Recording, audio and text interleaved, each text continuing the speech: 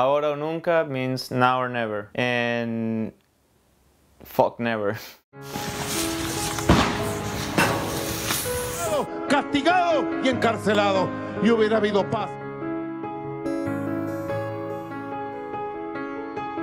It was really painful not to be there and not to be in the front line with my friends and being more active. So all I could do is use art. I mean, Ukraine is an example, Egypt was an example. It's like we can't let this fucking National Guard with gas grenades stop us. Yes, the government is not even paying attention to this, but we have to stay on the street. So my point was, this is now or never.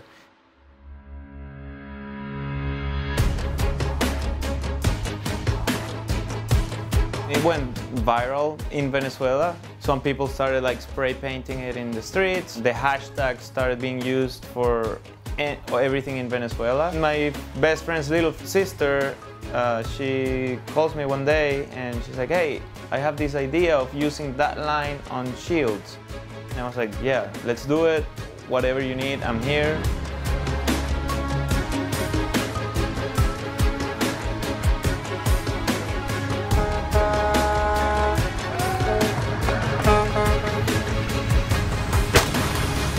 My first name is Maria. I'm in my 20s. I was born and raised in Caracas, Venezuela, and I am an architect. Sadly, I can't reveal any more information about me due to the persecutions that take place right now in Venezuela towards anyone who is against the dictatorship. As protests went on, hundreds of Venezuelans were injured and some of us were even killed by the National Guard. So that's when I decided that I should help the demonstrators protect themselves against the absurd use of violence coming from the government military forces. I gathered a group of friends and people I could trust, and we started building the shields in a location I knew was vacant at night.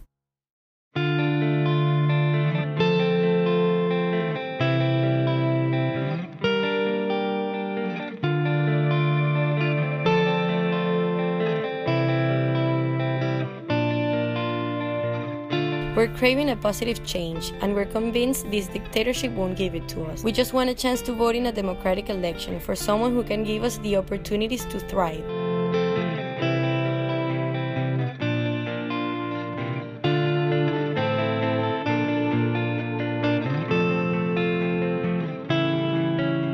The kids that are in the front line are skinny, they're hungry, there's nothing, they don't have anything to lose.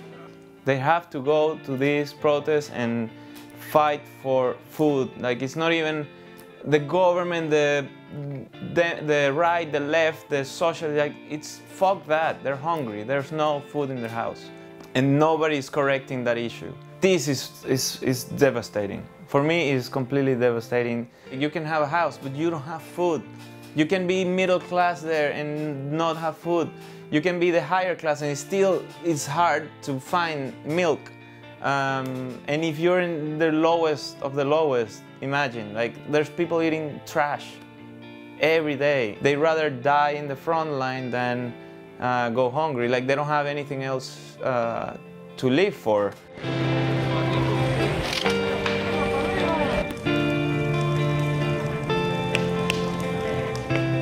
The front line is a very dangerous place to be for two reasons.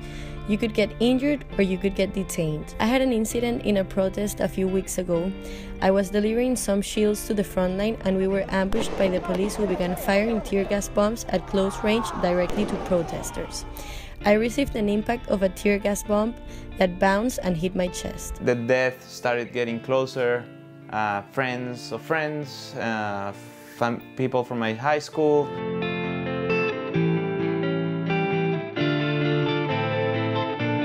Just seeing kids protecting themselves with these shields and really embracing the line and like using it as hope, it's just bigger than anything I've ever done. In a month, it could be dictatorship, like declared like crazy, and it will just be the end of the country, or it could be a new beginning.